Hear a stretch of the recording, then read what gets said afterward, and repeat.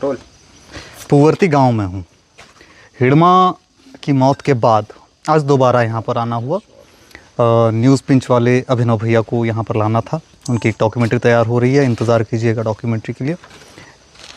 किस तरह की डॉक्यूमेंट्री होगी आप लोग देख करके बताइएगा। यहाँ जब मैं आया हूँ तो एक चीज़ बहुत बारीकी से नोटिस कर रहा हूँ कि गांव में बहुत ज़्यादा चहल पहल नहीं है। पूछने से ये पता चला कि लोग दूसरे गांव चले गए हैं या फिर खेतों में काम करने के लिए चले गए हैं। और यहाँ जो ग्रामीण बचे हैं उनमें बच्चे हैं। यहाँ पर एक महिला थी, उनसे मैंने नमक मिर्च लेकर के इमली तोड़कर खाया। और जो बदलाव अब आपको देखने को मिल रहे हैं इस गांव में, मैं उन बदलावों की बात करना चाह रहा था। ये यहाँ पर बिजली का तार केबल बिछाया जा रहा है। यहाँ पर बिजली का खंभा गड़ चुका है। लोगों के घरों तक की बिजली पहुँचाए जाने की व्यवस्था की जा रही है। अब जो तस्वीर आप देखने जा रहे हैं, इस तस्वीर को आप पहले देख चुके हैं बस्तर जंक्शन पर ही। मुकेश चंद्राकर ने इस तस्वीर को बहुत सलीके से दिखाया था। यहाँ पर नक्सलियों का वॉर रूम हुआ करता था। अब आप देखेंगे कि वहाँ तिरंगा झंडा लहरा रहा है।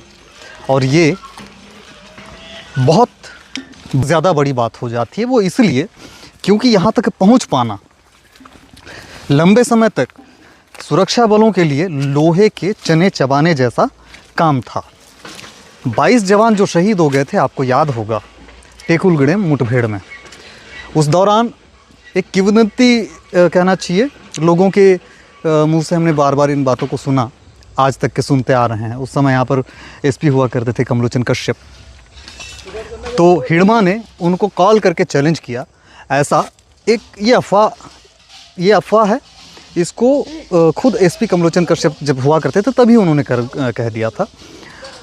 तो लेकिन अगर हिडमा ने ऐसा किया भी होता, जैसा अभिनव दादा भी कहते हैं, वाकई यहाँ पहुँच पाना सुरक्षा बलों के लिए बेहद कठिन था।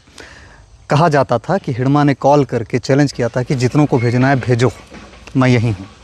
और ये जिस जगह पर मैं अभी खड़ा हूँ, ये जिन पत्थरों से ये और जो सीमेंट का आपको जो ये लाल निशान, ये ईंटें, ये लाल रंग जो दिखाई दे रहे हैं, यहाँ एक स्मारक हुआ करता था, नक्सलियों का स्तूप हुआ करता था, जिसे सुरक्षा बलों ने मिटा दिया है, नष्ट कर दिया है। और यहाँ पर हुआ करता था नक्सलियों का वॉर रूम, जहाँ पर बैठकर वो रणनीतियाँ बनाते थे, बड़े बड़े मीटिंग्स करते थे। और जो उनके पोलित ब्यूरो मेंबर होते थे, केंद्रीय कमेटी के जो मेंबर होते थे, वो यहाँ बैठ कर के संगठन के लिए किस तरह की रणनीति तैयार करनी है, किस तरह के कार्यक्रम तैयार करने हैं, उन तमाम चीज़ों की रूपरेखा तैयार करते थे।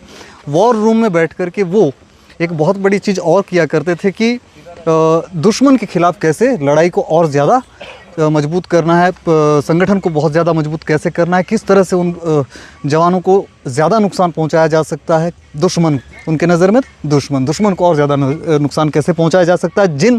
जिस वॉर रूम में बैठ कर के हिडमा या फिर बड़े जो कैडर के माओवादी होते थे, वो जिस तरह की चीज़ें तैयार करते थे, अब सोचिएगा कि उस जगह पर एक सोलर ड्यूल पंप यहाँ पर लगाया गया है, जहाँ से अब पीने का पानी यहाँ के ग्रामीणों को दिया जा रहा है। ये बहुत बड़ी उपलब्धि मानकर चलिए भारत सरकार की तरफ से, छत्तीसगढ़ सरकार की तरफ से। और ये जीत का प्रतीक है। और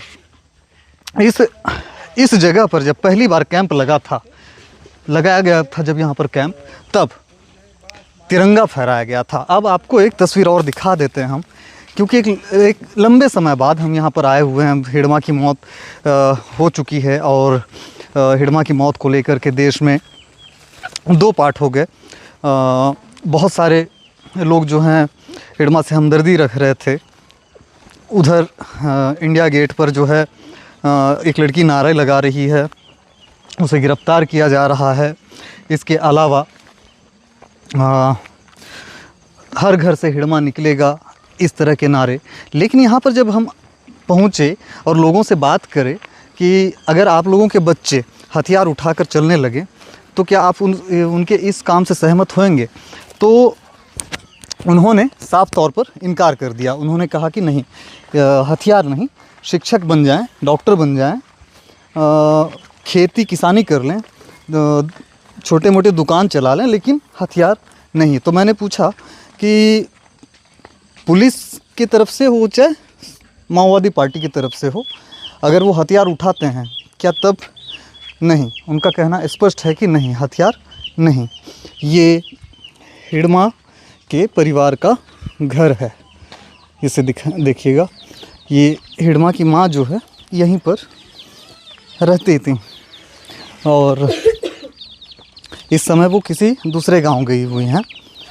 उस रोज़, जिस रोज़ हिड़मा का अंतिम संस्कार किया जाना था, तो हिड़मा और राजे के शव को यहाँ लिटाया गया था, जहाँ पर अभी चूल्हा जल रहा है और चूल्हे पे शायद चावल पक रहे हैं। और इस घर को तो आप पहचानते ही होंगे, ये हिड़मा की माँ का घर है। अब सब एक बहुत बड़ी तस्वीर मैं आपको दिखाना चाहता हूँ, क्योंकि उस सड़क से आते हुए ही मैंने आप लोगों को वो जानकारी देना शुरू किया था। उस सड़क को माओवादियों ने बनवाया था। और कैसे हैं दादा? सब ठीक? पहचाने कि नहीं? अरे उस दिन आया था ना मैं, 2 दिन हिड़मा दादा के समय। नहीं थे आप? गट में इतना मत। अच्छा, तो आपको इस सड़क की तस्वीर मैंने दिखाई थी। आपको देख करके समझ में आ जाएगा कि इस सड़क की तस्वीर बदल चुकी है। सड़क चौड़ी हो चुकी है, पहले से समतल नज़र आ रही है, निर्माणाधीन दिखाई दे रही है। ऐसा लग रहा है कि सरकार अब इस सड़क को बना रही है। तो हाँ, ये बात सच है कि अब सरकार इस सड़क को बना रही है। इसके पहले माओवादियों ने इस तरह की एक पगडंडी नुमा सड़क बनाई थी गांव के ग्रामीणों के साथ मिल कर के। और इस सड़क को भी, जो आप उभार देख रहे हैं उठी हुई, इस सड़क को भी माओवादियों ने ही तैयार किया था। अब हमारे दिखाए जाने से सारे काम हो रहे, ऐसे नहीं है। सरकारों को ये काम करना है। सरकारों ने पहले ही प्रण लिया हुआ है। ये अमित शाह का प्रण है कि 31 मार्च 2026 तक माओवाद का पूरा खात्मा किया जाएगा, क्षेत्र में बदलाव लाया जाएगा। और इस क्षेत्र में बदलाव तो आता हुआ साफ दिखाई दे रहा है। यहाँ सोलर पैनल के साथ में लाइट्स लगे हुए हैं। तो यहाँ के बच्चे बाहर जाकर स्कूलों में पढ़ाई कर रहे हैं। हिड़मा के जो भाई हैं, उनके 3 बच्चे सुकमा ज़िले के जगरगुंडा में पहली कक्षा में पढ़ रहे हैं। ये बड़ा अपडेट है। इस तरह से क्षेत्र में बड़े बदलाव तो आने की तैयारी शुरुआत हो चुकी है। और ये बदलती हुई तस्वीर की पहली झलक है हिड़मा की मौत के बाद। ये रिपोर्ट आपको कैसी लगी हमें ज़रूर बताइएगा।